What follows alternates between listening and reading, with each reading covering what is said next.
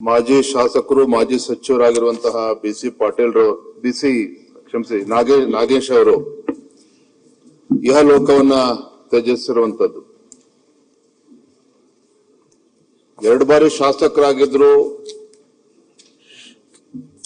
ತಿಪ್ಟೂರು ವಿಧಾನಸಭಾ ಕ್ಷೇತ್ರನ ಪ್ರತಿನಿಧಿಸಿದಂತ ನಾಗೇಶ್ ಅವರು ಬಹಳ ಅಪರೂಪದ ರಾಜಕಾರಣಿ ಅಂತಾನೆ ಹೇಳ್ಬೋದು.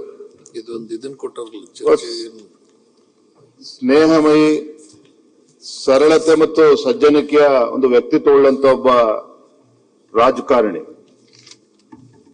ಬಹಳ ವಿಶೇಷತೆ ಏನಪ್ಪಾ ಅಂತ ಹೇಳಿದ್ರೆ, ಇವತ್ತಿನ ರಾಜಕೀಯ ವ್ಯವಸ್ಥೆಯಲ್ಲಿ ಒಂದು ಚುನಾವಣೆ ಗೆಲ್ಲಬೇಕು ಅಥವಾ ರಾಜಕಾರಣದಲ್ಲಿ ಮೇಲ್ ಬರಬೇಕು ಅಂತ ಹೇಳಿದ್ರೆ ಜಾತಿ ಮತ್ತು ಹಣ ಎರಡು ಬಲ ಇಲ್ಲದೆ ಹೋದ್ರೆ ರಾಜಕಾರಣದಲ್ಲಿ ಮೇಲ್ ಬರೋದಕ್ಕೆ ಸಾಧ್ಯ ಇಲ್ಲ. ಜಾತಿಯ ಬಲನೂ ಕೂಡ ಇರಬೇಕಾಗ್ತದೆ, ಹಣದ ಬಲವೂ ಕೂಡ ಇರಬೇಕಾಗ್ತದೆ.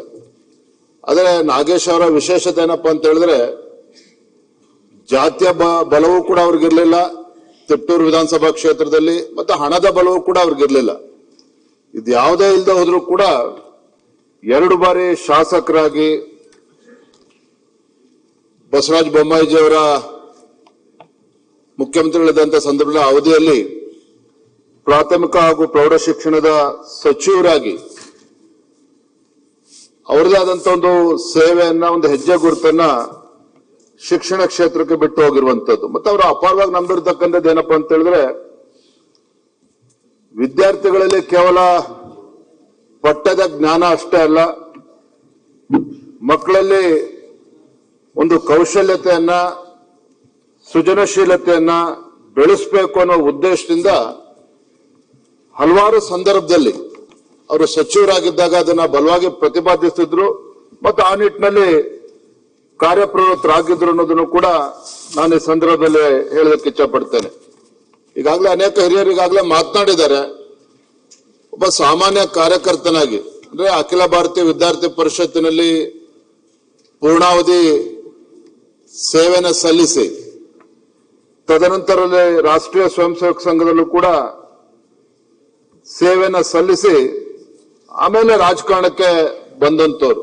ಮತ್ತೆ ಮಾಜಿ ಮುಖ್ಯಮಂತ್ರಿಗಳಾಗಿರುವಂತಹ ಸನ್ಮಾನ್ಯ BS ಯಡಿಯೂರಪ್ಪನವರ ಜೊತೆಯಲ್ಲೂ ಕೂಡ ಒಂದು ಅವಿನಾಭಾವ ಸಂಬಂಧವನ್ನು ಅವರು ಇಟ್ಕೊಂಡಿದ್ರು. ಮತ್ತೆ ಅವರ 2 ಬಾರಿ ಶಾಸಕರಾಗಿದ್ರು, ಮತ್ತೆ ರಾಜಕಾರಣದಲ್ಲಿ ಎಷ್ಟು ವರ್ಷ ಇದ್ರೂ ಸಹ ಯಾರನ್ನೂ ಕೂಡ ವಿರೋಧವನ್ನ ಕಟ್ಕೊಂಡಿರಲಿಲ್ಲ.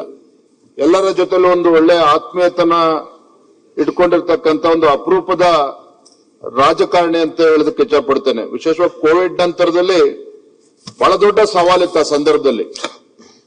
ಆ ಕೋವಿಡ್ ನಂತರದಲ್ಲಿ ಅನೇಕ ಸವಾಲುಗಳು ಇಡೀ ದೇಶ ಮತ್ತು ರಾಜ್ಯ ಎದುರಿಸ್ತಕ್ಕಂಥ ಸಂದರ್ಭದಲ್ಲಿ, ಅಂತ ಕ್ಲಿಷ್ಟಕರ ಕಾಲಘಟ್ಟದಲ್ಲಿ ಶಿಕ್ಷಣ ಕ್ಷೇತ್ರಕ್ಕೆ ಒಂದು ಭದ್ರ ಬುನಾದಿಯನ್ನು ಹಾಕುವಂತ ಕೆಲಸವೂ ಕೂಡ ಮಾನ್ಯ ನಾಗೇಶ್ ಅವರ ನೇತೃತ್ವದಲ್ಲಿ ಆಗಿರುವಂತದ್ದನ್ನ ಈ ಸಂದರ್ಭದಲ್ಲಿ ಸ್ಮರಿಸ್ತಾ, ಅವರ ತಂದೆಯವರು ಕೂಡ ದಿವಂಗತ ಮಾಜಿ ಮುಖ್ಯಮಂತ್ರಿಗಳಾಗಿರುವಂತಹ ರಾಮಕೃಷ್ಣ ಹೆಗಡೆಜಿಯವರ ಮುಖ್ಯಮಂತ್ರಿಗಳಿದ್ದಾಗ ಅವರ ತಂದೆಯವರು ಕೂಡ ಚಂದ್ರಶೇಖರನವರು ಕೂಡ ಶಾಸಕರಾಗಿ ಆ ಕ್ಷೇತ್ರಕ್ಕೆ ಸೇವೆಯನ್ನು ಸಲ್ಲಿಸಿರ್ತಕ್ಕಂಥವ್ರು. ಹಾಗಾಗಿ ಅವರದೇ ಆದಂತ ವ್ಯಕ್ತಿತ್ವ, ಒಂದು ಅಪರೂಪದ ರಾಜಕಾರಣಿ ಅಂತ ಒಬ್ಬ ಹಿರಿಯ ನಾಯಕರು ನಮ್ಮಿಂದ ದೂರ ಆಗಿರುವಂತದ್ದು ಭಾರತೀಯ ಜನತಾ ಪಾರ್ಟಿಗೆ ಒಂದು ತುಂಬಲಾರದಂತ ನಷ್ಟ ಅಂತ ಅನ್ನುವ ಮಾತನ್ನ ಈ ಸಂದರ್ಭದಲ್ಲಿ ಹೇಳ್ತಾ, ಇಂಥ ಒಂದು ಕ್ಲಿಷ್ಟಕರ ಸಂದರ್ಭದಲ್ಲಿ ಅವರ ಅಗಲಿಕೆಯ ನೋವನ್ನ ಭರಿಸ್ತಕ್ಕಂಥ ಶಕ್ತಿ ಅವರ ಕುಟುಂಬಕ್ಕೂ ಮತ್ತು ಬಂಧು ಬಳಗದವರಿಗೂ ಕೂಡ ಆ ನೋವನ್ನ ತಡಿತಕ್ಕಂಥ ಶಕ್ತಿ ಆ ಭಗವಂತ ದಯಪಾಲಿಸಲಿ ಅಂತ ಹೇಳಿ ನಾನು ಈ ಸಂದರ್ಭದಲ್ಲಿ ಮಾತನ್ನ ಮುಗಿಸ್ತೇನೆ. ನಮಸ್ಕಾರ.